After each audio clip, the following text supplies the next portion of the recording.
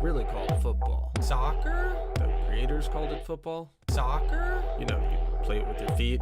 Reading between the headlines. Soccer? But it's really called football. Soccer? Hello, football fans, and welcome back to Reading Between the Headlines. I'm Asaf Nasim, your host for Peruse the News, the live show where we catch up on the latest Chelsea news, some world football more broadly, and of course, we live football and prosper as one should. Now, on the docket for today, first, we will take a look at our lineup predictions and see how they matched up with the Bournemouth matchday starting 11 yesterday. Then we'll reflect on the match itself. I took, in helping myself, so I have a little foundation, I took two analyses from goal.com and We Ain't Got No History post-match analyses and combined them with ChatGPT to create one mega analysis, and that is what I will use as a base for a conversation here. It's interesting. I thought it was fun. Next, we will check on a few post-match reactions, including Enzo Maresca, Robert Sanchez, Jadon Sancho, and the goal scorer himself, Christopher Nkunku. See how those line up with our reflections and probably reflect. Lots of reflecting. We're reflecting all over the place. You know what I'm saying? And after that, as a bonus, per usual, if we have any time, you know, I don't like to keep people on here forever, maybe we'll stalk some of our favorite Chelsea player Instagrams before we close up shop. Now, before we continue, let me give you my little marketing pitch. Why not like the stream, subscribe to the channel, maybe hit the bell to know when we go live, because this channel, while so small, so cute, so tiny, so much potential, it's always growing. And we need you to get involved so that we continue growing, although we're going to grow no matter what. And if you join in now, then later on you could say, hey, I knew that guy before he was really popular, before he was blowing up YouTube with his hot takes on Chelsea and other things and random musings. And you know how exciting random musings are. So you never know. Subscribe now. Get in on the fun. Anyway, it's really fun. So you want to come back anyway and join the live stream. Hit up the chat. You know, it's always fun when people engage in the chat and toss ideas around. That's definitely the bread and butter. That's what I'm here for with this channel. And I'm excited to keep it going. And as I said, it's always growing. So make sure you smash those buttons. Now, let's start off the show with last stream's poll results. I asked you, and I'll throw them up right there. I asked you how Chelsea versus Bournemouth would play out, which makes a lot of sense because this is a post-match show. It was a pre-match show before. 83% of you predicted a Chelsea win. Congrats. You got it right. 16% thought Bournemouth somehow would pull it off, I guess. I mean, anything was possible, especially if you knew how that game would play out, because 0% of you predicted a draw, which was quite close to transpiring, and apparently 1% exist only in the ether. Don't ask me, ask YouTube how that comes out. Probably some sort of decimal situation, but that is the way the end results came out of the poll. Now, for today's poll, very important that we continue the polling. I love to poll you. I love getting that poll all up in your face. So let's put in this new poll. I've got it right here. And this is an interesting one because also in last show, or was it the stream before? I don't remember. We did take a look at John Obi Mikel's recounting of the Victor Osimhen ordeal and the transfer dealings and what happened over there. Who knows for sure, but definitely an insider like John Obi Mikel, who's like really good friends with Victor Osimhen. They're both Nigerians, blah, blah, blah. So he seemed to have a lot of insight into it, and it was interesting. And he definitely seemed to convey that perhaps in the near term, maybe less near term, but certainly in the term period, midterm, maybe long term, we would be seeing more of Victor Osimhen with regards to Chelsea. So I put this to you folks, okay? I put this to you. Will Victor Osimhen, Chelsea deal, re-emerge and get pushed through this January? Now, maybe it won't be January. Maybe it won't be at all. Maybe it'll be a later date. But the way Mikel was talking about it was like they almost got it over the line. He just couldn't do the medical. We had a couple little fine details. It seemed like they'd even agreed on the wages, et cetera, and the wages was the big thing. That was the big story in the news, right? £500,000 for Victor Osimhen. Mikel shrugged that off. He said it's BS. He said there was nothing to that. He did add a caveat of Victor Osimhen. Well, he knew what he was worth and he wanted to get what he was worth.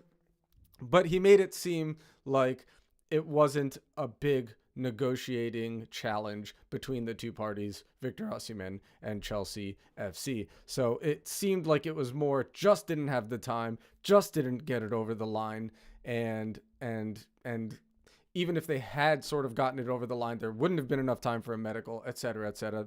Those were basically his words. So we're throwing that out there and see what people think about that.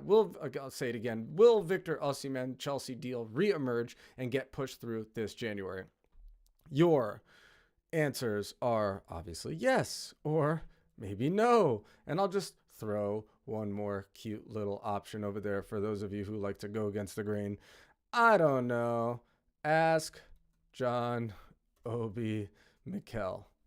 Why not? So there you go. That is the poll question this week. Ladies and gentlemen and other, engage. Answer that question. Answer that question, baby. Why not? Join us in deliberating, in predicting, because that's what we like to do here. We like to do lots of predictions. And as I said, that is where we are going to start.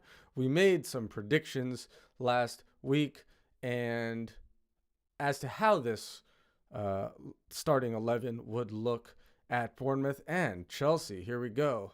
Chelsea made their way over to the Vitality this weekend. Boom. Check it out. Does that stand for bridge? Oh, where are we going? We're going over to Bournemouth, to the Vitality Stadium. That is correct. And over there was a lineup, and this was it. So, again, we made some predictions this last stream, and I wanted to take a look at them side by side. I wanted to look side by side at the actual starting 11 and how they panned out there. So it looks like if we're starting at the back, Sanchez was pretty much a shoo-in. Then we had Cucurella, Colwill, Fofana, and Disasi, exactly as it panned out. Now, the one major question in regards to this match was who would start at right back, because before the international break, Malo Gusto got injured, and Reece James obviously has been injured for a while, and it was said that he was not going to be back in time. Then there was the whole question as to whether Ben Chilwell, because his loan moves did not pan out, what would happen with Ben Chilwell? And I was saying, which actually ended up being true, at least to some degree, confirmed, that he would probably get back into the side, especially considering the reality that at that very moment in time, his loan move was not necessarily panning out, and B, two of our most, well, I don't want to say most prominent fullbacks, because Cucurella has become a very prominent fullback for us. But the point is that I would think that would play into Maresca's thinking, and maybe considering that having Chilwell back would not be the worst thing, and it seems that is the way that panned out. But it wasn't enough or soon enough to get into the side and challenge Disasi. I didn't want Disasi to play right back, but this was my prediction. My prediction was that Maresca is the type of manager that is not going to actually people were talking about Caicedo maybe going back to right back. Maresca is not the type of manager that's going to sort of play a player like that way out of position, even if he's done it before, if he doesn't have to. And Disasi, he'd been choosing him in the Cups. I thought he was going to choose him, and I guess I was correct. The one thing we couldn't have really predicted was that Fernandez would have been out with illness. So I predicted that Enzo Fernandez would sit next to Caicedo as per usual. That wasn't the case. We got a nice little start from Renato Vega, one of our newish acquisitions. And you know what? He didn't do too badly. I will say that it wasn't, well, we'll get into why it wasn't the greatest match, but or I guess that depends on, your opinion, of course. But I'm leaning that direction, and I'll explain why, if it wasn't obvious. But yeah, so we did end up seeing Vega next to Caicedo in the holding midfielder, if you could say, in that midfield, in those midfield positions at the two. Okay, so going forward, I thought it was going to be between Nkunku and Pedro Neto. Honestly, I was kind of leaning Neto, but I thought that not that I wanted Neto. Nkunku has been probably one of our most informed players, but I just thought that Enzo Maresca would, and maybe Enzo Maresca would realize that and choose Nkunku. Boy, was I wrong. He chose Pedro Neto at the left wing position, and it turns out that he was not very happy with his decision by the halfway mark, because he came off for Joao Felix, if I'm not mistaken. Yep. No, Jadon Sancho. Joao didn't come on until later. But so Jadon Sancho came on for Pedro Neto at the half. Palmer was correct. Madueke was correct. And Jackson was correct. Not huge surprises there. But, yeah, I guess. Well, I don't know. It just seems like Maresca's very stuck in his ways, stuck in his first perceptions or first opinions on players, and sort of slowly getting nudged out of them by the way players are performing. Like, for instance, Mykhailo Mudryk was sort of in his thinking a lot more early on in the season, but after several, let's say, lukewarm performances at best, that's being kind of nice, he's sort of being phased to the bench as it plays out. But so that's the case. I was hoping that Nkunku would have made an impression, and maybe after the game he will, this past league game against Bournemouth, he will have made an impression, and maybe he will start, or maybe Maresca's just gonna be like, okay, he's a great sub. But well, Maresca did have some things to say about that in the post match, but we will get to those in a little bit. Right. So I think that's about all to say there. You could see the FOTMob ratings that Robert Sanchez was given the player of the match, and I certainly wouldn't disagree with that. It was a lukewarm match as well. So let's head on over let's check out my little special fun ChatGPT combination analysis that I put together for today's stream. So again, what I did was there were two like post-match reviews, like short post-match reviews from We Ain't Got No History and from Goal.com.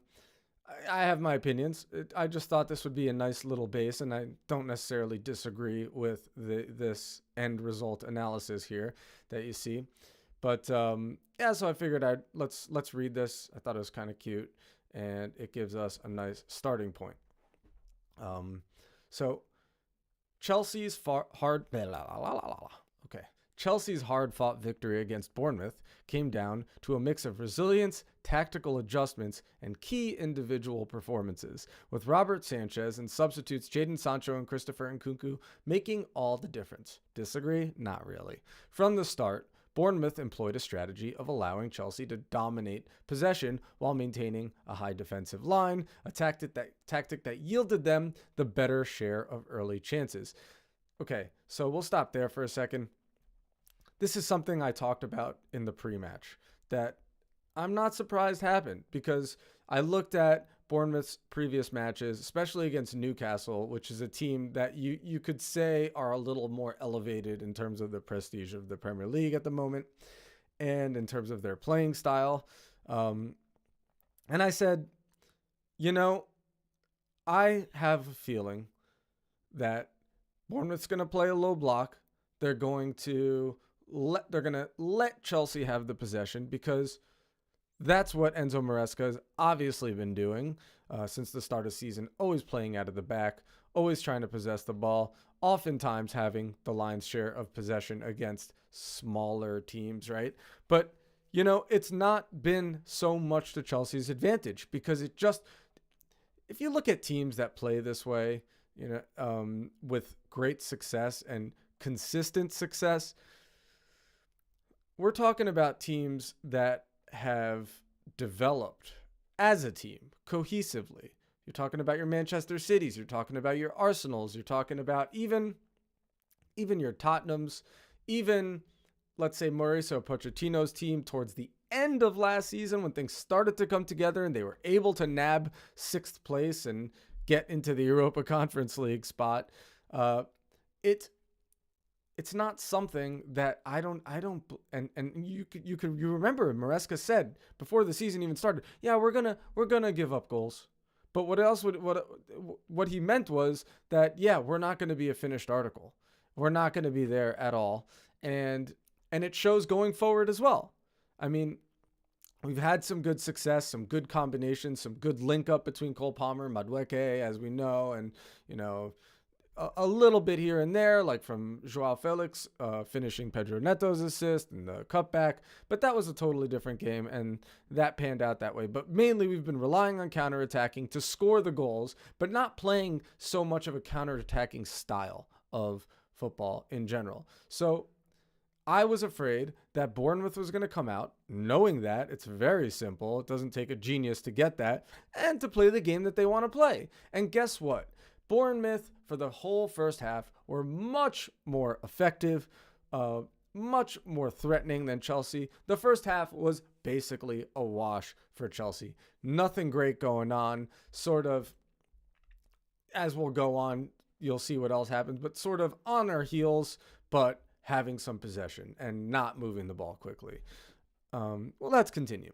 Brazilian striker Evan Nielsen was particularly menacing, forcing Chelsea's defense into uncomfortable positions. A glaring moment came when a poor back pass from Wesley Fofana, quite terrible, gifted Bournemouth a golden opportunity, with Sanchez bringing Evan Nielsen down in the box to concede a penalty. However, the Spanish goalkeeper quickly redeemed himself, pulling off a brilliant save to keep the game level. Yeah, Fofana had a terrible first half. Yeah, Gunnar, thanks for chiming in the chat, man. Bournemouth have been good, actually. And despite losing Solanke, Evan Nielsen's come in and looked good, looked sharp. The match looked like it was going to end in a draw. It did not look like Chelsea was going to pull it off by any stretch. And I would say for most of the match, you could say Bournemouth were more effective. They just didn't manage to kill the game. They didn't manage to actually score the goal. I don't know how. Mainly, you could say Robert Sanchez was the challenge that they weren't able to overcome. They should have with that PK, but it is what it is. Sanchez he basically went Super Saiyan. And killed it. It wasn't just the PK save. But anyway, moving forward in this analysis, Chelsea missing Enzo Fernandez in the midfield. He was ill. I don't even know the details of that. I don't know if that was released, but struggled with transitions, forcing Cole Palmer to drop deep to initiate attacks. Despite several promising moves, including 2 decent chances for Nicholas Jackson, Chelsea failed to capitalize, and the first half ended goalless. I'd go further than this and say Cole Palmer was ghost for much of the game. I mean, obviously Cole Palmer's Cole Palmer. He could pop off at any time, but he definitely wasn't the Cole Palmer that you might expect for much of this game, unfortunately. But the team was no help, really. The team was no help. The midfield was pretty much garbage going forward. There were a couple moments for Renato Vega that I was like, oh, okay. He actually dribbled the ball into the box and had a chance that I think he took it himself, and it just didn't pan out for him. The second half saw much of the same. Agreed. Again, Chelsea just aren't playing. Yeah, that's a good point, Gunnar. Gunnar says, was Palmer even fully match fit? I suspect that he wasn't, right? He was having, was it back problems, lower back problems before the game? And I think, and obviously he pulled out of national duty. You'd think he wouldn't pull out of senior club duty so fickly. Like he's young. He wants to play every single game. He wants to play for England. He was crucial for them in the Euro Cup. So that's a good point, actually. And I'm not trying to come down on Cole Palmer. I still believe in the kid. He's still our X factor.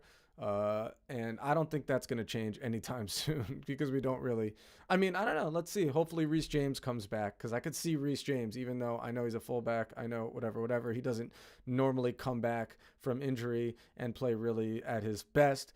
But I'm really excited to see what happens when Reece James comes back and he offers that other option to step up and be that X factor for us, pinging those balls in from the right. Like nobody else can in the side besides him.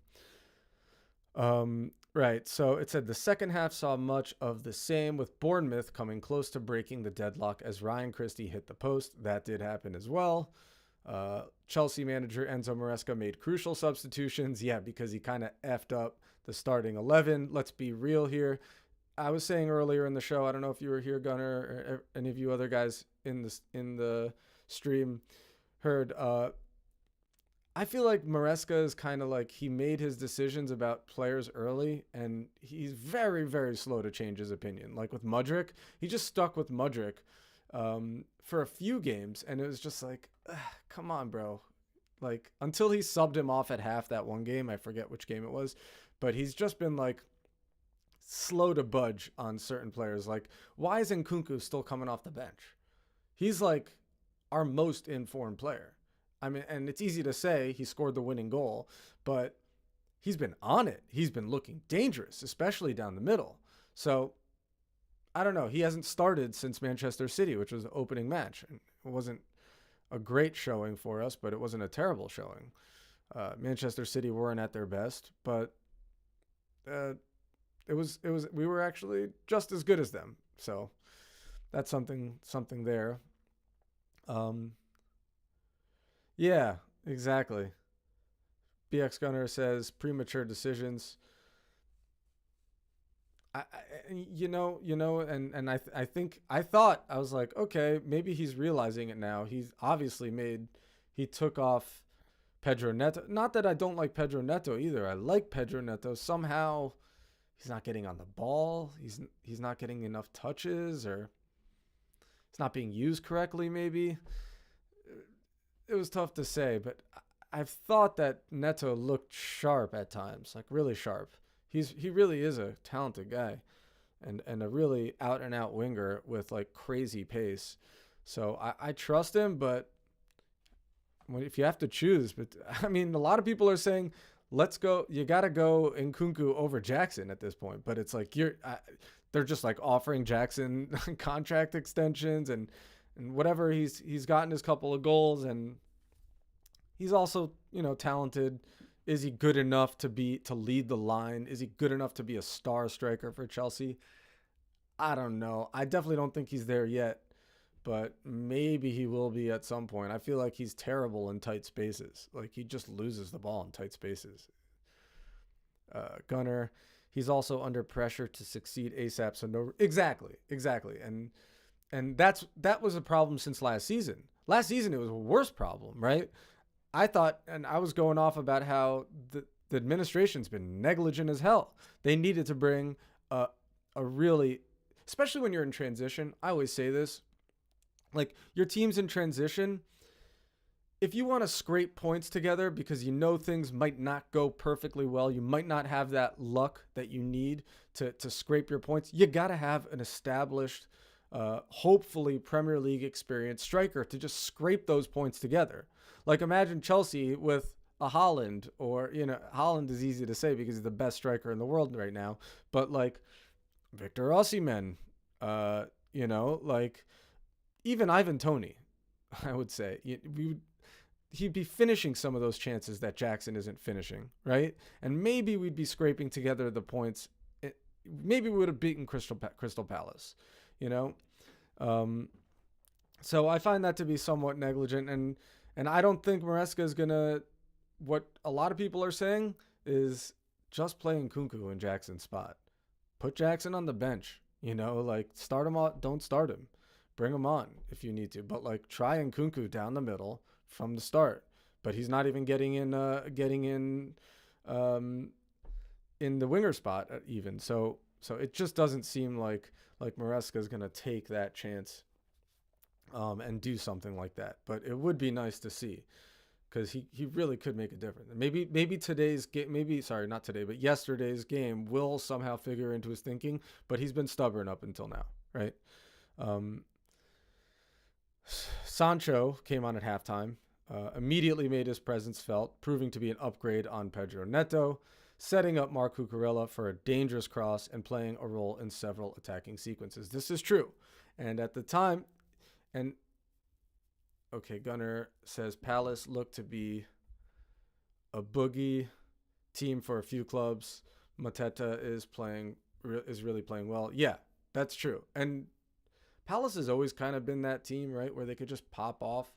They have this certain style where they always have really athletic, skilled forward players, and they can be really exciting at times. They scored like 4 goals against Norwich. I mean, I know it's Norwich, but I would agree. Yeah, and I always think about, this is back a few years, I always think about that Manchester City documentary, Being Manchester City or whatever it was called on Amazon, where Pep Guardiola is just going off about Crystal Palace. He's like, obviously it was a different Crystal Palace, but this tends to be their thing. Like, he's like, you guys don't know Crystal Palace. Crystal Palace is a serious team. And it's true. They just are. The club seems to get certain things right season after season after season. Even though they're not doing great, they just have these dangerous athletic players at times. More than athletic, technical players. There's a certain profile of player that they just always have. But so what I was going to say about Sancho is that the thing that Sancho has, so when I saw the loan deal, I was like, ugh, panic deal here. We're not getting Osimhen. We let go of Sterling. We're paying most of Sterling's wages at Arsenal, which is just another level of crazy. Makes you think, all the rumors about the administration just losing their shit and just effing up a bunch of stuff is correct. But then you start to think about Sancho and you're like, wait a second. Sancho has something that nobody else really in the size has, besides maybe, well, I shouldn't say that, but at least on the left. He is a very skilled player, and he's very good at playing in tight spaces. And I don't feel like anybody on the left really had that so much. Oh, you're an Arsenal. Oh, obviously, BX Gunner. Dude, you guys really got a steal on that. I mean, we're literally, it's just the dumbest thing, bro. It's the dumbest thing. We're paying more than half his wages. I saw that it amounted to £10 million for him to play for you, London rivals. It couldn't get any dumber. Who does that? Years ago, we wouldn't even sell to, I'm not saying we would never sell to a rival, but it was a thing with Roman Abramovich. It was no, we're not going to sell to Arsenal. We're not going to sell to whomever. And now we're paying their wages. It's just the dumbest thing ever, bro. And I think Sterling is legit, and he could Obviously, he's not. I don't think he's starting for you guys yet, but I mean, he could. But he's definitely an asset. Definitely an asset for the price you guys got. You got to steal there, man. You got to steal. There were times last season where we were not playing well, and he was dragging us through. He was dragging us through the season. Him and like Malagusto were connecting. So, yeah, congratulations to Arsenal for making one of the best deals of the window, and grabbing Sterling, basically one of the most experienced wingers in the Premier League. He's still under 30 years old. Out and out natural winger, 1v1. There's not a lot of people that are better than Sterling. Yes, he's a little inconsistent, but his power, the way the ball sticks to his foot, that's the kind of winger I love. So, congrats, man. In the 85th minute, Sancho's influence paid off as he combined with Nkunku for the game-winning goal, with the Frenchman finishing after several near misses. While Bournemouth remained a constant threat, Sanchez's crucial interventions kept Chelsea afloat, and the Blues escaped with all 3 points. Escaped is the right word, because it was an escape. It was looking like one of those games. Bournemouth is actually playing better than us. At least they're more effective with their possession, and we're not. We're so slow in the final third. Can't move the ball quick. I mean, Southampton looked better than us. I was watching Southampton versus United that morning. It's morning over here on the East Coast of the States. I was watching Southampton and after that I was thinking, holy crap, Southampton moved the ball faster than us. This is embarrassing. Like, it was a 3-0 scoreline in the end against United, but that did not tell the story of the game. And so, just for a little bit of sort of juxtaposition, I mean, it's we're not there. We're not there at all. The match was also notable for its physicality. That is an understatement.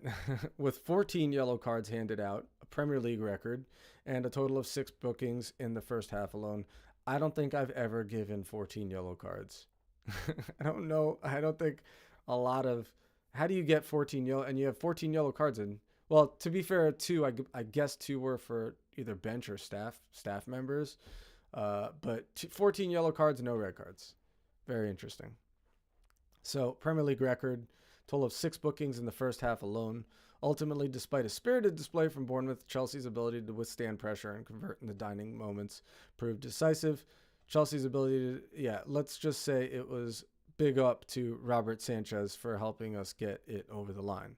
Because if it wasn't for him, I don't know if we would have withstanded the pressure. So that's that. I would say the subs were good.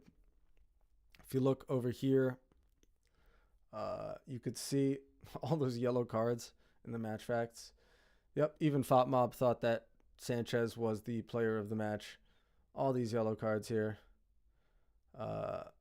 Sancho changed the game. I mean, Tosin, I don't know how much he changed the game. We were still under pressure. Joao Felix, honestly, quite disappointed in Felix. I don't really think he did much of anything for us. Look, so Maresca was yellow carded, and was there another staff member? No. And Nkunku, of course, made that change, Maresca, finally. Put Nkunku on for Nicholas Jackson, the change that everybody was hoping for. Yep. And that was that. And we stole the game because we didn't necessarily deserve it. And that's the truth of the matter. Okay, we'll shut that out and move on to the next thing. But before we move on to the next thing, I have to continue with my marketing scheming because that is being responsible. Please subscribe to the channel, hit the notification bell so you can know when we go live. As you could see, pretty small channel, but it has been growing. Every single live stream, it's been growing, and I'm really excited about it. It's been fun. I'd like to keep this as interactive as possible. Thanks, BX Gunner, for, even though you're not a Chelsea fan, being in here and interacting. Sometimes there's more people here. And Nkunku finally looks to be getting ingrained into the team. Yeah. I mean, look, he was explosive even last season, preseason. And Nkunku was exceptional, and I was really excited about him. A lot of people were. Then he got injured again, and yeah, it's been tough. It's been tough to get him really in the team regularly, but yeah, hopefully he does get ingrained in Maresca's thinking, because so far, he's like in his periphery, but I believe in him. And I think people believe in him. I mean, he's pretty lit. So, okay. Next on the docket, we will check in, as promised, on some of the post-match reactions. We've got Maresca and Robert Sanchez in the immediate aftermath. So I'm going to throw that on right there. Boom. And hear if he felt the same way as we did about the match itself. Oh. Enzo, how pleased are you with that result today? There you go. Very happy, very happy. I just said I think we played two different games. First half we struggled. We didn't win duels. We didn't win second balls. Second half I think it was much better because probably we understood that these kind of games you need to fight. Yeah, much better, but not that much better, honestly. Slightly better. And yeah, slightly better. You need to show the desire to win. And as I said, second half was much better. I guess you could only say much better because we didn't give up another penalty. We weren't we weren't giving up. They weren't hitting the woodwork on us. Like, yeah, it was maybe a little bit better. It's football. I think last week against Palace, probably we deserved the 3 points and we drew. And tonight we won a game and we are very happy. What about today's performance pleased you the most?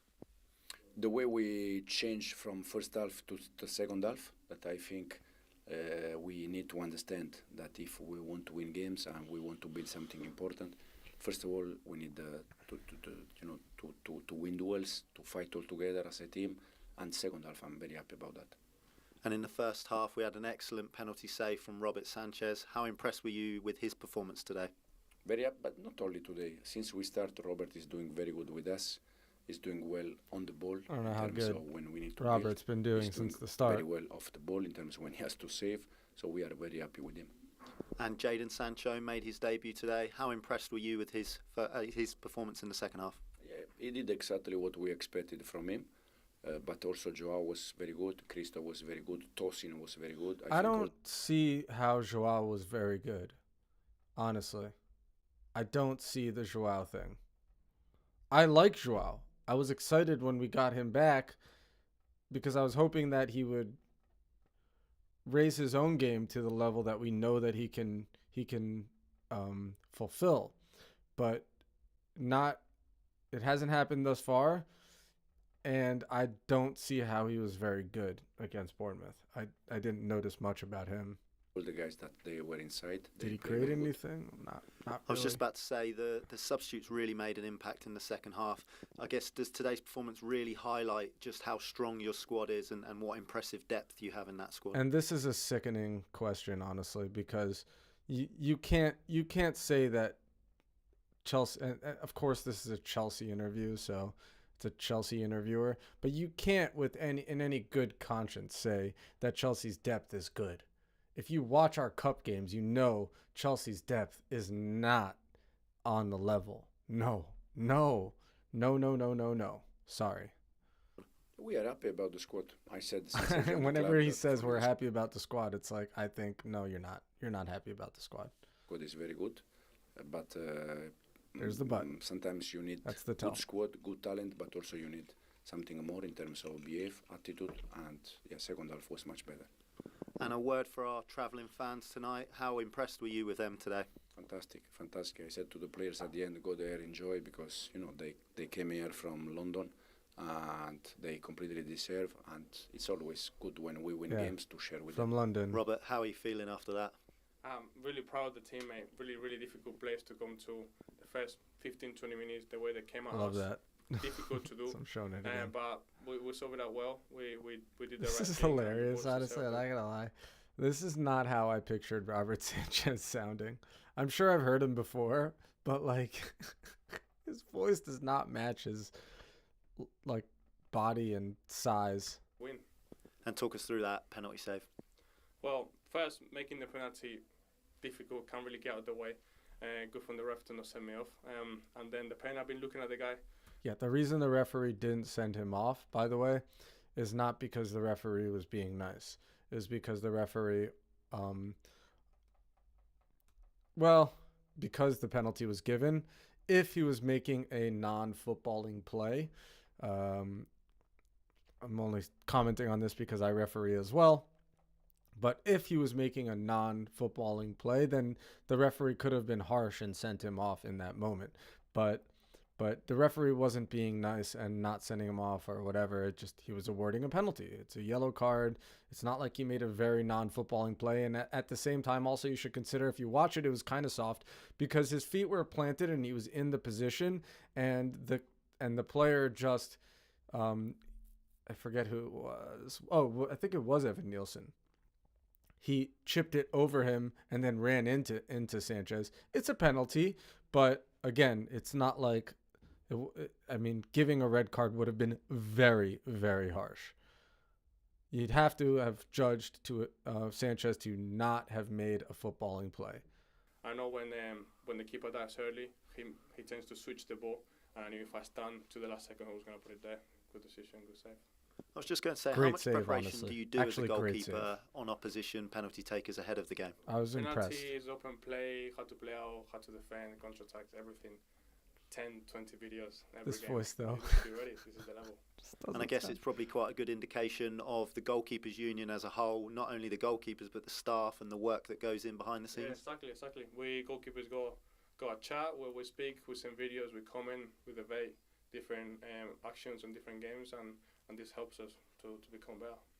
And it wasn't just the penalty save for you today. You had a brilliant performance overall. How happy were you about man of the match, performance? really, for me. Good, busy He game, didn't get busy man game. of the match, It's but like the clean sheets that feel good, and when you have a busy game. But now I'm really happy. Again, brilliant. A couple of blocks first from clean Levi. sheet Really, really good. And of the obviously, season. coming and scoring that banger. This is what we need from First clean coming from sheet the for bench. Chelsea. Really, really good. And how pleased are you with the season as a whole? I'm really happy. Difficult first games, home and away, but we're improving game by game. We're getting better, and with this quality and with this change room, the atmosphere is amazing. We can get really, really high. And just finally, what was the atmosphere like in that dressing room? Obviously, a late winner must have been really special. Celebrations, happy for everyone. That screaming that this is what we need. Getting better, not getting better maybe as quickly as I would like, but that is sort of expected. And again, I repeat this. It's a problem not having a legit striker. And maybe Nkunku is the answer. And maybe Maresca will get that through his head and sort of go against maybe his immediate thoughts and put him there instead of Jackson, and at least try starting him once, twice, instead of Jackson, because it's just not working. He's more informed, Christopher Nkunku, and if you're gonna drop him for like a more out and out winger like Pedro Neto or Jadon Sancho, then it seems to me that you just on form, you kind of have to start him ahead of Nicholas Jackson because he can do it, and he's done it now, and he's really shown you now. He's done it before, and now he's really shown you. He did it preseason last season.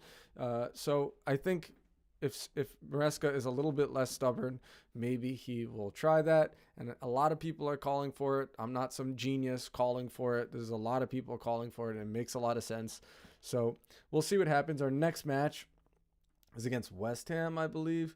So it's not going to be a cup game. Or is it Barrow? No, it's West Ham. Okay. Maybe we'll see it in the cup game. But I think more likely we're probably going to see Mark Guiu in the cup game. Yeah, so that is that. Let's head on over to these two quick post-match interviews with Jadon Sancho and Christopher Nkunku. Nkunku being the goal scorer, the match winner, and Jadon Sancho setting him up. Yeah, and Jadon Sancho did get man of the match. I would have thought it would be Robert Sanchez, honestly, but it rarely goes to a keeper, right? So let's just pull that up. Got that right there. Well, guys, well played. It was a game that looked for a long time that it might be going Bournemouth's way, but between the two of you, you came off the bench. So the previous interviews were with Chelsea interviewer, and this is Sky Sports. Yeah, Sky Sports. Might be going Bournemouth's way, but between the two of you, you came off the bench and turned it Chelsea's way. A great way to win, Jadon, when you've had to sort of dig in and hold on and then hit him with a sucker punch. Yeah, definitely. First of all, it's amazing to make my debut for Chelsea. Just being back playing, I'm very grateful. But other than that, I thought the team played very well. We dug in until the end, and we're just happy with the 3 points. Yeah, Christopher, what did the manager say to you when he sent you on? You just said me we need the quality in the box. Yeah, because Nicholas Jackson ain't doing it, bro. We need quality in the box. Like 10 minutes left, so he said me to enjoy, and that's it. To enjoy. Talk us through that goal then, because a bit of quality from Jadon, and he feeds the ball. It's funny, like Christopher Nkunku, his voice doesn't really match him either. I mean, the accent obviously does, but Sanchez sounds like a squeaky voice, and he's like, I don't know what, 6'5", 6'4", and Nkunku sounds like more like a big dude. I don't know. Ball into you, but you had to be skillful, you had to turn, and you had to be strong as well. Yeah, good ball from Jadon. I felt I have the space behind me. I turned and just I was a little bit lucky because I had 3 defenders, but I scored. So. And luckily you had your balloon ready. Yeah, every time, yeah. Tell us why you do that. I know you've done it before, but I believe you do it for your son. Yeah, that is for my son. He liked balloon before, and I just keep it doing it. Is there and Jamie, you said it was great. Has anybody ever in the history of the game actually done a balloon celebration? Actually interested in that. I'm gonna go over to ChatGPT and see if ChatGPT will answer me. So I'll say Christopher Nkunku includes a balloon in his goal celebrations. Has any other soccer player ever included a balloon in his goal celebrations? Maybe GPT knows.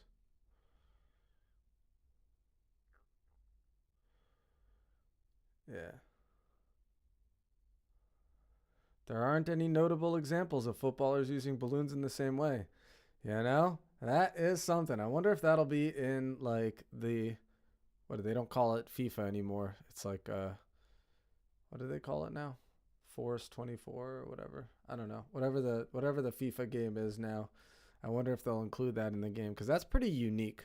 It's not often that you have a unique goal celebration, but the fact that Christopher Nkunku has come up with one is pretty cool. Maybe you felt good out there. Yeah, definitely. I've been working hard for this moment, and I'm just happy that I got my chance. Yeah, does it feel like maybe not a chance to prove people wrong, but just a chance to get back out there and get back on with enjoying your career again? Yeah, that's it. I had a great end to last season, obviously being in the Champions League final, and I just told myself going into this season, I just want to, kind of have a great start to the season, and it's my first game, so I'm happy to get a win with Chelsea and obviously make my debut, like I said. And sometimes it can make all the difference, can't it? Coming into a club, making a fast start, an assist on your debut. Does it feel like maybe it's something that can set you off on the right path? Yeah, definitely. I have to say thank you to all the staff and obviously my teammates. The first day I came in, they made me feel welcome, and I'm just thankful for them for making me feel this comfortable. Yeah, and Christopher, another reason for your goal to be a big one for you, it's so competitive, isn't it, getting into this Chelsea team? If you can affect games, score goals, obviously more chance to start next time. Yeah, but I think we are in the big club. There are big players, so this is a competitive position in every position, and we just need to work hard in every training, in every game. That's it. Okay, well played both of you. Have a job for you. Jadon is the player of the match. Would you present it for us, please? I don't know how they arrive at Thank you, Jaden brother. being the Thank you. player of the Thank match, you. but Well done, I guys. don't disagree that he Well done. could be recognized brilliant. in that way. Fantastic. Well done. Did you enjoy But, that? There's so Yeah, I mean, I'm not going to say he doesn't deserve to be player of the match, but I would think it should be Robert Sanchez, given the way that match played out. But obviously, Sancho provided something Chelsea needed they wouldn't have won without him. That's true. So why not give him player of the match? Okay, guys. So that was cool. Usually I would go ahead and watch the full Enzo post-match press conference. Maybe we'll do that. You know what? Why not? Why not actually? Check it out. See if he says anything else, anything different. First time I ever went. Whoa. Right, that's not it. So just pull it up. Enzo Maresca press conference. Here we go. Yeah.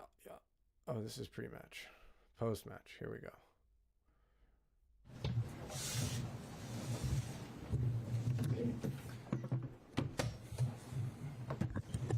See if he says anything different here. Enzo, what did you make of that match? It was a great 3 points. You probably had to dig in, didn't you? But you found the moment in the end as well. Yeah, I think we played 2 different games. It's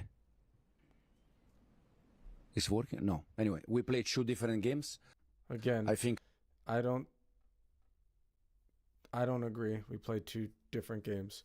We played the second half as better, slightly better, but not 2 different games. And because you decided to make personnel changes that you have been messing up basically for a while now, unfortunately, because he seems a little stubborn, but maybe that's, experience as a manager. You can't be chopping and changing. You want to give a player time to settle in if you really believe in that player. But it didn't work out with Mudryk. It might not work out with Jackson. Why not put him on the bench and give him something to be hungry about? You're not killing his confidence, I don't think, if you put him on the bench and you start Christo. But anyway. first half we struggled. Second half we were much better. The reason why we struggled second half for me is because we didn't win duels, we didn't win second balls. And in this stadium against this team, first of all, you need to show the desire to win, Is that really the only reason? And no. then also the tactical part, it's important. But first of all, you need to show that. And this was the message after 45 minutes to the players that in this kind of games, you need to, you have to finish the game with your T-shirt dirty, because you need to fight. And second half, I think we were much, much, much better. Why did you sort of decide to bring Jadon Sancho at half time, and what did you make of his impact?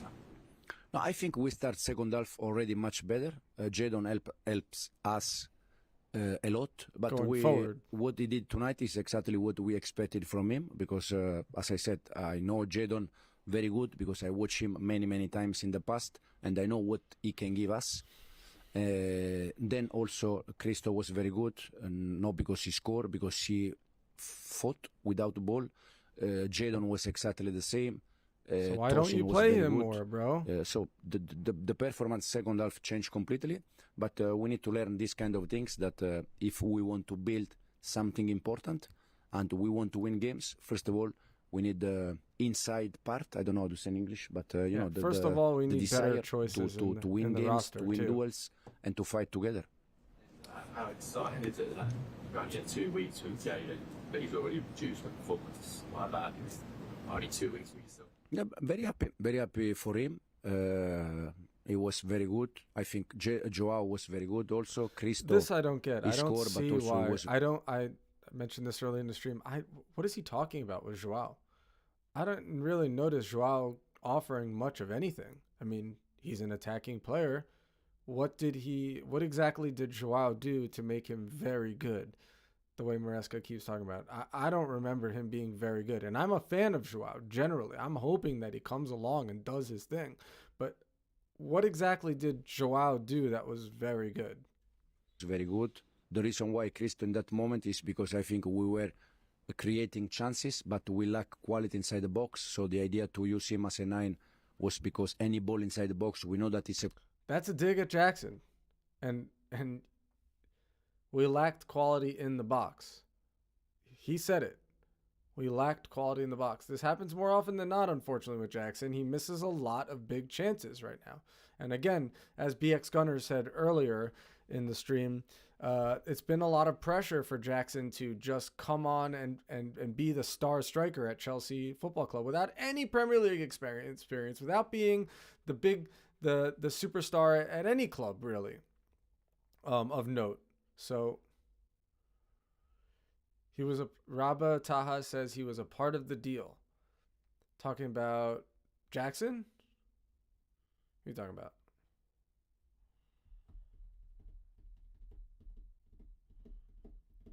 Or Joao? But yeah, I'm glad that Maresca, because he hasn't really said much to go at Jackson at all. He's been saying repeatedly, like anytime he's been grilled on Jackson, he's been like, Joao. Look, I like Joao. I can't remember what he exactly did for me to say his performance was very good.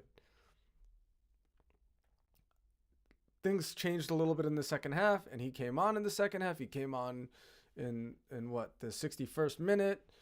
But I think he can be much, much better. That's for sure. I think Joao could make a big difference for Chelsea if he starts, performing at his top level. But I thought it was very interesting here in this press conference that he's, for the first time, said something not very positive about Nicholas Jackson. We needed quality in the box. There was no quality in the box, is what he says.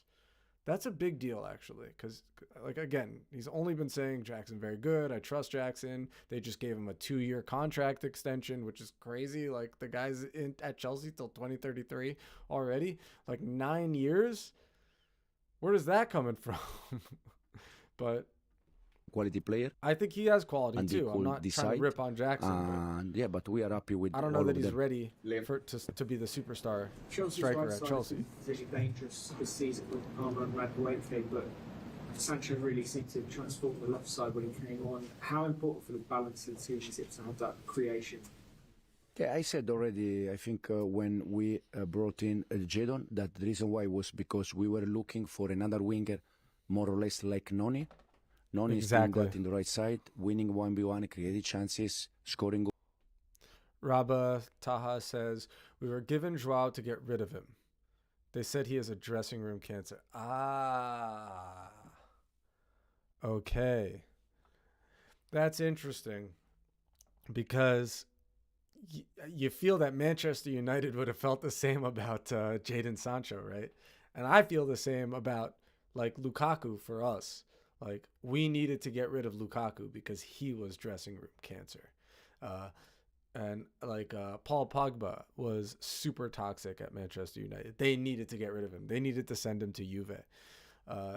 And it's a big deal. People don't think about that. These intangibles are everything. You have some toxic, cancerous player in the locker room. You're not winning things, how are you going to win?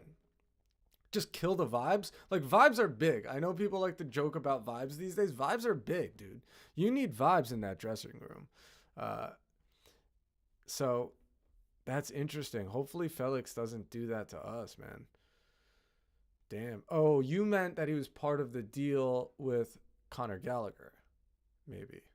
They were like, all right, just take Joao and we'll take Gallagher, which is annoying because now we have Dewsbury Hall instead of Gallagher. What did he just say? Noni? With Noni. Yeah, I was just saying that about Jadon Sancho. At first, it was like, really, we're doing this panic deal right here with Jadon Sancho? But then I started to think about it, and I was like, you know what?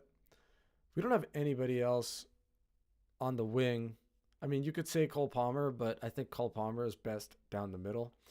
But like, we don't have anybody like Noni that can do that sort of thing for us, that has that skill, that can play really well in tight spaces and go dribble past players. Yeah, that's Simeone's view. Yeah. Rabba Taha says, yeah, but that is Simeone's view. Yeah. Well, and there you go. Conor Gallagher is doing well for him. He started his second game today for the club, starting to cement himself in the team. He scored a goal. I don't know how that game ended, but he scored the first goal for Atletico. I think Sancho, I mean, it's easy to say now since a lot of Chelsea fans were not really hot on Sancho. They're probably going to warm up a little bit after the last game, right? He made a big difference for us. That's true. He got man of the match. I don't know. I think it should have been Sanchez maybe, but he did not deserve it. So maybe some people will start thinking differently about it.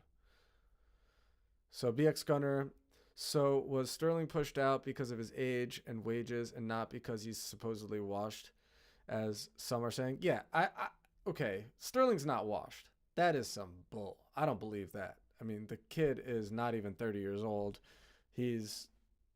That's just, anybody who's saying that, which I have seen, you're right. That is so dumb. What the hell? What are you even talking about? The kid is like what kind of wingers his size are like as fast as him, 0 to over 10 yards, the first 10 yards, and like strong like him? And yeah, that is so dumb. I think it's really just his wages and the fact that, and Maresca's been saying, honestly, I do think some of this is down to Maresca, because Sterling was brought in under the new ownership. And was he? Yeah, I'm pretty sure. But either way, Maresca's been talking shit. Maresca's been saying, yeah, he doesn't figure in my plans. He's not the type of winger I like, which I don't know. I don't know how he's coming to that conclusion. I mean, especially given that he loves Mudryk and he at least I don't know, he did love Mudryk. But yeah, I don't know. I don't know why people would say that Sterling is washed. That's just like a casual opinion. That's so dumb. Winning 1v1, created chances. Literally played for Liverpool, for Manchester City with Pep Guardiola. I mean, at Chelsea with some great managers. I mean, I think Pochettino's actually a really good manager. A lot of Chelsea fans are sort of don't feel the same about Pochettino. I feel he's good. I feel like he's a really good manager and he's good at developing players as well. So is scoring goal, and we were looking for the same in our left side with Jadon. We have already Misha there, Pedro is playing there, but yeah, it's good to have both wingers that they can give us this kind of option. Yeah, no problem. Congrats on the win. Thank you. And Kunku, obviously, he's been benched. Rabataha, Maresca saved the day, but Chelsea was not so good. I hope we will get back to our good performance. Yeah, I don't know how he saved the day, but I do think he's a good manager. I don't think he's a bad manager. I think he's a good manager. He's got good experience under Pep, and assisting Pep, and then before that in youth team at Manchester City. He seems to be a man of his convictions. He knows the game very well tactically. He's very smart, but I'm worried that he's very too glued to his convictions as to how he wants us to play. And in the meanwhile, we're going to lose a lot of points because we don't have a striker that's going to like really scrape points for us. And we're just not where we need to be in order to play the type of football that he wants to play.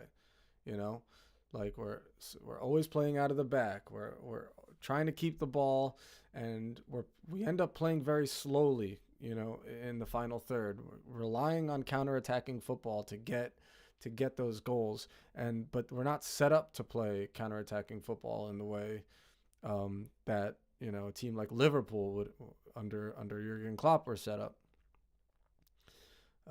That's just my opinion. Maybe I'm wrong. For the last But I trust three him. I think you're right, consecutive Rabah. games now. I think Maresca's legit. He made an impact, scored off the bench. How has that affected your sort of lineups for the future? And does that give you more? No, it's just at the end of the game. I just said to the players, Cristo, Cole Palmer, Jadon, Joao, Noni, Misha. I don't know. I probably Pedro.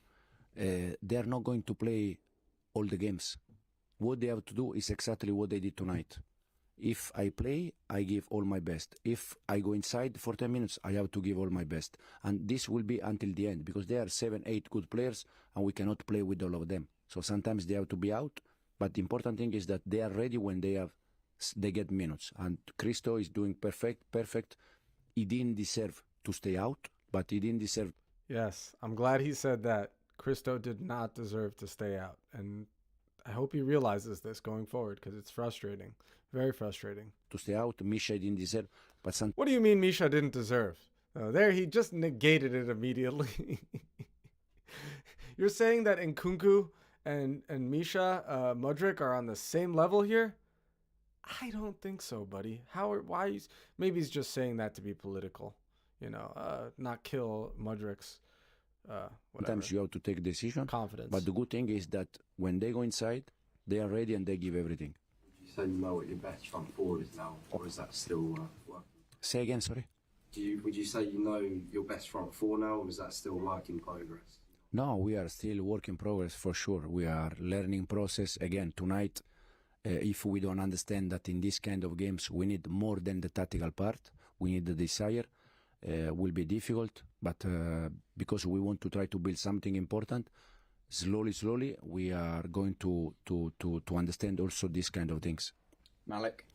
Jayden got a really good reception from the fans at the end there. When he's had the difficult few years that he's had, how important, how much do you think it will help him that he's got that connection at that love straight away?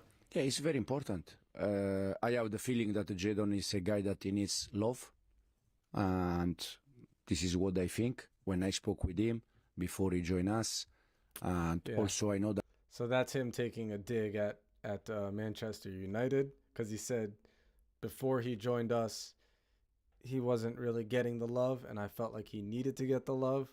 So basically saying he wasn't getting the love at Manchester United. But the question is, do you really know what was going on in that locker room? Because he wasn't getting the love at United early on. Maybe it was him, but we'll find out. I hope not. I certainly hope not. I hope he's not, as Rabah referred to, I hope he's not that cancerous, the cancer in the locker room type, That's a poison. That's poison for any team, man. And we need no poison right now. We can't afford any poison in the locker room. That he has the desire to show the player that he is, but it's for me, he has just to enjoy football. That is the reason why they play, because they are happy and they want to play football. They have to enjoy playing football, and then because they are good, they're gonna do good things. Last one in the back. We were talking about a lot about the wingers, the guys in front. And apologies for not asking about the match, but I'm from Brazil. And this past week, we saw Estevão debuting for the national team, the Brazilian national team. And of course, he's about to join Chelsea next summer. So, are you following his progress? No, yeah, for sure. Yeah. No, we are following him. He's doing fantastic, but unfortunately, he's doing fantastic there, not with us. We're gonna wait next summer when he arrive here, but for sure we are. He's talking about very Estevão. happy in the way he's doing his things. Yeah, he's scoring a lot. No. Pull that up. I have so many players to speak. Estevão No, I for didn't speak with Palmeiras. Okay, thank you very much. Thank you. He's got 9 goals, 7 assists, and 18 starts. That's pretty damn good for a 17-year-old. I mean, let's be real. Even in Brazil, like, it's exciting for Estevão. I don't know if any of you guys have been checking out his performances. I've only seen some highlights. I haven't watched a full match or anything for Palmeiras, but the kid's lighting it up. If you just look at his FOTMOB ratings, his FOTMOB rating here, I'll even pull up. Looking at Estevão right here. So 17 years old. If you don't know, you know, but you probably know. 9 goals, 7 assists, and 18 started. 22 matches total. Average FOTMOB rating 7.41. Guy Raba says Maresca still has a strong bench. I wished we were in all Europe. I imagine you mean more top competitions. So all those players can have their chances, especially the midfielders. Yeah. We still got the FA Cup, the league, the EFL Cup, the Conference League, which is kind of a pain in the butt because it's not really a lucrative cup, and we're ending up having to like travel all the way to frickin' Kazakhstan, like the other border of Kazakhstan. I saw that report recently, in the middle of everything. Like, it's kind of not great, but yeah. I don't know though. You think Maresca has a strong bench? I think I'm concerned about the bench, because if you look at the Conference League match, when even against like the Swiss side Servette, right? There's like 7th place Swiss side. They had just lost, to like Basel 6-0. They're not like a top team in Europe, and we played our B team, right? He made like Maresca made like 9 changes the first leg against them. Then he made 7 changes, I think, in the second leg, and we didn't do very well, Raba. Like, it was not good, man. It looked like this Swiss team is cutting us open. Like, doesn't that say something about our bench? You know what I mean? Like, maybe our bench isn't as good as we think it is if we're getting cut open. If our B team, right? Our B team, like 9 changes or 7 changes, whatever you want. If they're getting cut open by this, granted, it's a cup competition. So teams, especially when they're playing against Chelsea and they're not as well known, like, they're coming to fight, right? They're coming to really go at us. But it was not great. The performances were not great from our B team. So it's like, how much depth do we have, Raba? I'm not sure. I hope you're right. Maybe it's just the system even. Because as you know, Maresca said, the beginning, before the season even started, he's like, yeah, we're going to give up goals. Yeah, we're going to not play. We're not going to be the finished product, But so maybe it's partly the system, and I do agree with that. I think like the system is a system where you're playing out the back, where you're playing possession football, where you're really trying to attack. Like, he was talking tactically to NBC, I believe, and he was like talking about tactically with the ball in possession.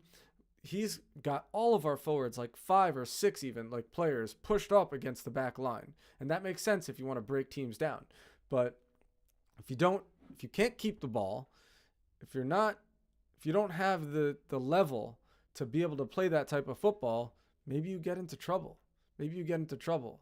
And so even if it's our B team where there is some quality there, maybe they just aren't there to be able to play his type of football. That's interesting though. There's certainly a lot of money on the bench, right? There's certainly a lot of expensive players on the bench. Okay, so what I thought is that let's check out Chelsea Instagram before we close this show out. But before we go to the Instagram, I'll just remind y'all, if you haven't yet, please, why not give the stream a like, hit the subscribe button so I can see you in the future. If you feel like knowing when we go live, hit the bell. I'm not exactly the guy that's always hitting the bell to my my subscribe channels, but if the channel goes live a lot, maybe I'll hit the bell so I know when they go. But the subscription is more important. Hit that, because I'd love to see you guys. I'd love to see more people like Raba and BX Gunner in. And there are others. There are definitely others. They're not here today, but we've got some regulars that like to come back and chat. And I'm all about the chat. That's why this is a high interactive channel.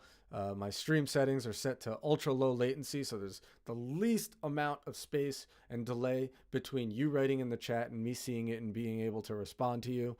because that's the way I want this channel to be. I want it to be interactive. I want people to be talking, chatting, and getting things going, because not a lot of channels are like that, and I think that is the most fun way to do this. Okay, so let's check out the Instagram, because I love me some Chelsea Instagram. Let's go there. Jackson always yapping. He's such a dog, man. Like, I mean, the guy scores a tap in and he's just yapping on Instagram. But let's see what's up. There he is. Maybe that's good for a striker, though. Even if he's not all there, like, he's super confident. There he is, posting. These are not great, but sure. Why not? You know what? Let's check his Dobell Jackson. Oh, is that his brother? Hey, Rabba. Thanks, man. I love to see it, and I really appreciate you, bro. You've been helping make this stream fun. And yeah, hopefully some of the other guys will come in, and y'all all be able to get together and troll each other and troll me, because I've been getting trolling. It's fun. Definitely fun. Here's Renato. Okay, Renato, we didn't talk too much about him, but how did you feel about him in the last? I actually thought, despite the team not being great, I was a little impressed by. He had a couple moments, Renato, where I was like, okay, that's why Maresca is trusting you. I don't want to do too much of that. If I put too much of these, I'll get flagged by YouTube. They don't like it when I put any match. Here's Rui Faria. I don't know if y'all know Rui Faria, Jose Mourinho's right-hand man. When all you hear in training, he's been putting these out, mind pieces lately. When all you hear in training is someone shouting the kilometers covered and pushing players to increase them, the singularity of physicality has taken over from the complexity of organizing the game.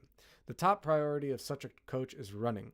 It's a culture based on an obsession with what is measurable and controllable. And yes, understanding the game itself is far more complex. Okay.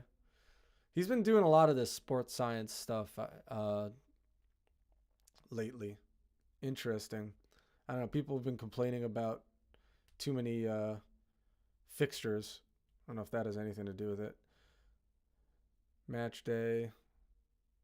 Is that Tariq George? Is that Tariq George? Let's see what's Chelsea saying here. It's in their story? Yeah. What is that? Premier League Cup? I love this celebration. All right, whatever. Pull that back. Romeo Lavia. I just can't wait till Romeo Lavia gets back. I mean, if there's one player I'm excited about at Chelsea, it's Romeo Lavia, right? The way, I mean, it was just momentary, him playing in that City game. He hasn't played since. But, man, I mean, just the way he looked on the ball, the way our midfield, like, matched up against Manchester City. Yes, they didn't have Rodri, but the way our midfield matched up against, even though we lost the game, they have Haaland, and they're just a better team than us. We didn't look the worst team in that game for most of that game, if not all of that game. We didn't look the worst team. And I think Romeo Lavia was a big part of that. And he has exactly what Maresca was talking about there. The inside player, the heart, the desire. Romeo Lavia, if you watch him in that game, the guy didn't shut up the whole time. He was yapping the entire game, going, crushing. The kid's like 20 years old, and he just has the desire, and that's a big deal. A big, big deal for a player. I think it's so undervalued. But you want that. You need that. And I love to see that, and I cannot wait till Romeo Lavia is back. Look at him posting. He's not even playing, posting. Diego Costa. What is this, bro? Oh, he's at Gremio? Yeah, I agree, Rabba. I agree. Rabba says, if Jackson keeps failing, why not playing Nkunku as a false nine? 100% agree. I think a lot of people think that these days. And if Maresca's not thinking about that, it's weird, because it's obvious. He came on, he had like 12 minutes. He came on like the 78th minute, and he scores the winning goal. You have to think about that. Something's wrong with you if you're not considering that. Here he is. Speak of the devil, Nkunku. Oh. Here it is. Here's that. Oh, I can't really show this. Can I? Maybe a little bit. Yeah. I don't want YouTube to just get on my butt about it. Thiago Silva, miss you, buddy. Too soon, too soon. Tammy. God.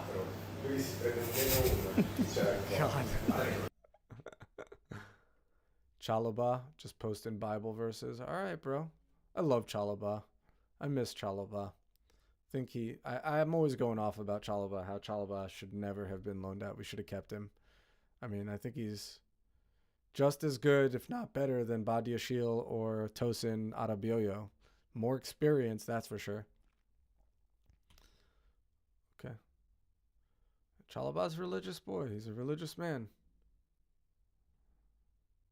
Respect. Sterling. Petrovic over at Strasbourg. Another one that maybe we shouldn't have let go, Petrovic. But we did. Maresca said he didn't play the style of football that he liked. Is he watching? No, they're watching Strasbourg. Still posting the blue heart. David Luiz. Still playing. Flamengo. What a legend. Love David Luiz. Here's Conor Gallagher. Scored a goal for Atleti today. For sure. Look at him. Especially winning and scoring my first goal for Atletico Madrid. He's a regular in the team now. Another one that we shouldn't have let go, but I understand the wage structure is changing, and I guess Conor Gallagher did turn down 2 offers from Chelsea, but I think they were like short-term, like 2-year contracts with the possibility of a 3rd year. So, I mean, we don't really know what happened there, but he's definitely better than Dewsbury Hall. Come on. Sanchez, Cucurella.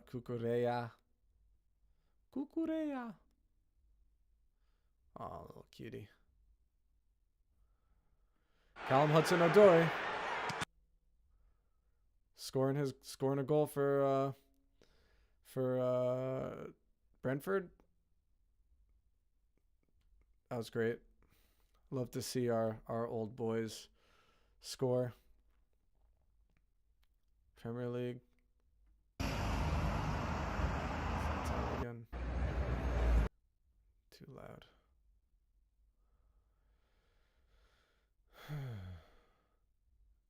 Tottenham team. Yeah, they did not get the result today.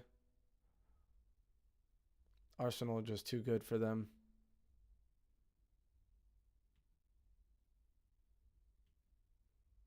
It's good to see Jorginho starting because Odegaard is injured. So, and there you go. Gabriel scored the winner.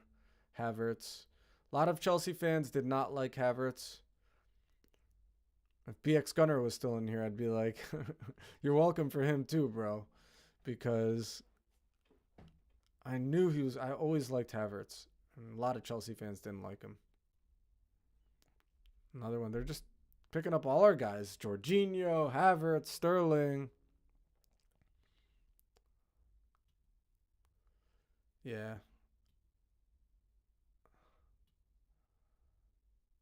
Newcastle. So here's the table now. No. Oh my God, Rabba. Disasi. I mean, this channel is not a friend of Disasi's. I've been talking shit about Disasi forever. Like, yeah, he's even worse at center back, man. He's a freaking liability. Holy crap. And he's so slow. Is there a slower player on planet Earth? I feel like I could outrun Disasi. He's so slow. So true, man. You couldn't be more right about that. Chelsea go to 8th. So embarrassing, honestly. I hope he never... I mean, he got subbed out in the 61st minute. It should have been at halftime. Should have been at halftime, man. But the fact that you're a defender... I mean, granted, he's a fullback in that game, but like you're a defender getting subbed off in the 61st, for another defender, bro, even Maresca knew what the hell did I do. But I knew he was going to do that. I posted the predictions earlier. As you could see, these are my predictions for last week. I knew he was going to play Disasi, even though I didn't want him to play Disasi. I just knew it was going to happen. And, yeah. So, unfortunate that he put his trust in him. I hope he just learns from these mistakes, honestly, because he's made a bunch of bad decisions in terms of who to play. JT, captain, leader, legend.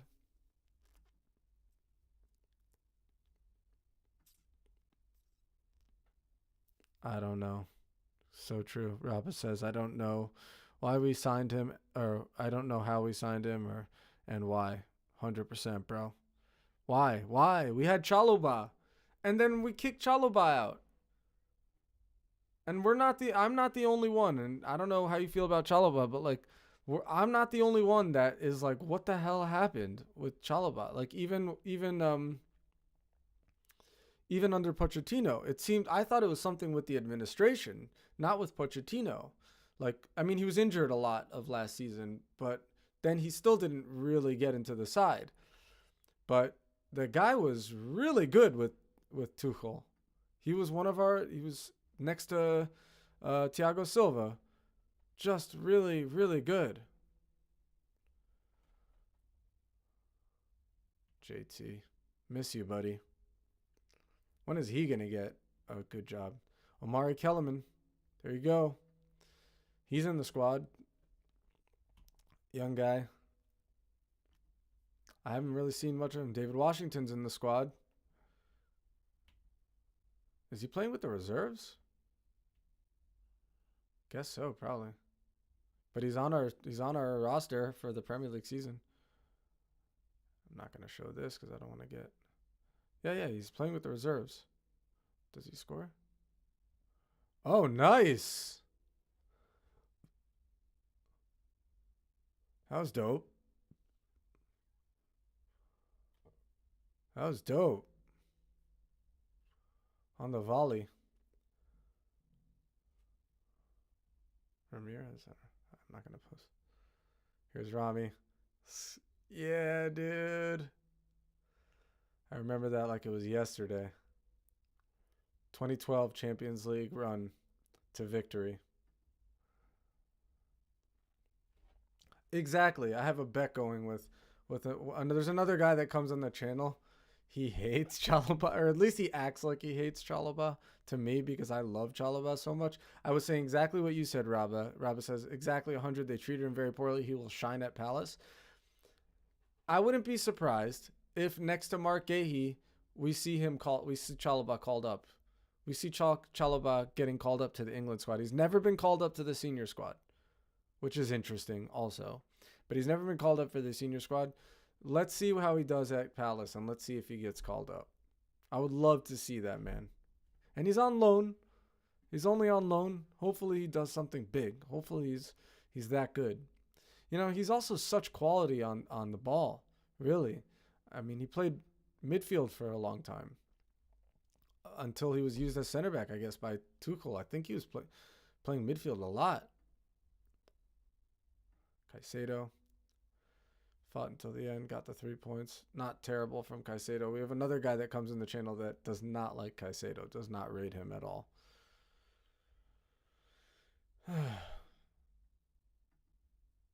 Enzo. Post and love. Here's Esteval. Doing the cold Palmer. The cold Palmer celebration. Azpilicueta, another legend. Saw something about him being basically like the best, the most underrated, or the most successful transfer of all time in the Premier League. He was bought for like nothing. He wasn't very highly, nobody really realized he came. Ended up being like one of our big legends, winning everything with us. The Champions League twice. Just winning everything. And what a legend. I love Azpilicueta. So happy for him. Another legend, Essien. Patrice Evra. Only follow him because he's hilarious. We will be facing Bowen next week. Opinion? Jared Bowen. How is Bowen doing lately? He's exceptional. He's very talented. I'm surprised he's still at West Ham. There was talk, I think, of him going elsewhere.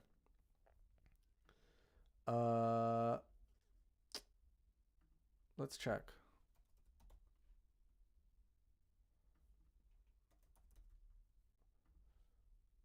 So far, his stats: 1 goal, 1 assist. And he usually plays on, what, the right for West Ham? Plays on the right for them? They just drew Fulham. Yeah, he plays on the right. Yeah. Yeah, Bowen, he's so fast. I think, here's one thing that I mention sometimes, is that obviously we'll have Cucurella on the left, so Cucurella should be marking him, right? The one thing about Cucurella, I think, that he just sometimes gets wrong is that he gets too tight. He gets too tight to players, and then he can't keep up with them. Not that he's not quick, but sometimes he gets outpaced. And that could be a problem, actually. It's interesting that you mention it, Rabba, because that is the thing I noticed about Cucurella, and he's going to have to mark Bowen. I'm going to see how that pans out. And there's also Wan-Bissaka on that side, who's also very, very fast. That could be a problem spot. You could have identified a problem spot right there, Rabba. Just looking at it. I also feel like frickin' Antonio always causes us trouble. Michael Antonio. He's always causing us trouble. For whatever reason. I mean, he causes probably a lot of people trouble, but how's he doing this season? He's kind of getting older there. 34. No goals. Ooh, not a very good average rating. But I guarantee you he's going to give us trouble, too. Michael Antonio. Where are they on the table now, West Ham? Okay, they're not in perfectly great form, but yeah, it could be a problem, man. It's a good thing that it's interesting that you bring them up, because it really could be a problem against us, given the way that we play. And I trust Cucurella, but like I said, I worry about him getting too tight to very fast players. And Bowen's gonna want to cut in on his left foot from there.